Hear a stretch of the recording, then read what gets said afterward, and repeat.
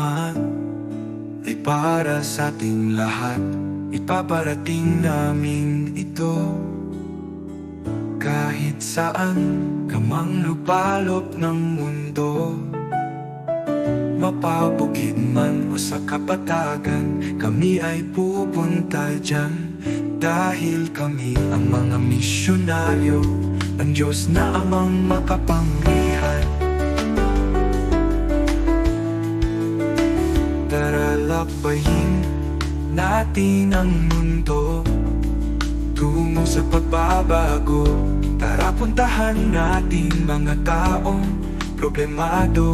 May sakit man o wala, mayaman man o dukha, ang mensahe ng Diyos na Ama ay para sa ating lahat.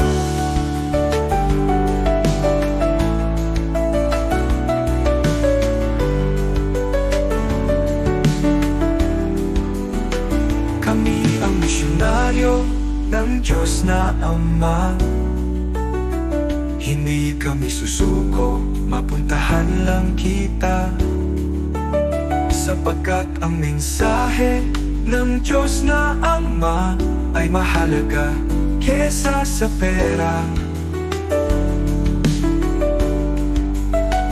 Tara, lakbayin natin ang mundo tungo sa pagbabago.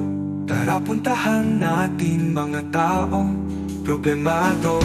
May sakit man o wala, mayaman man o dukha, ang mensahe ng Diyos na Ama ay para sa ating lahat. Kami ang misyonaryo ng Diyos na Ama.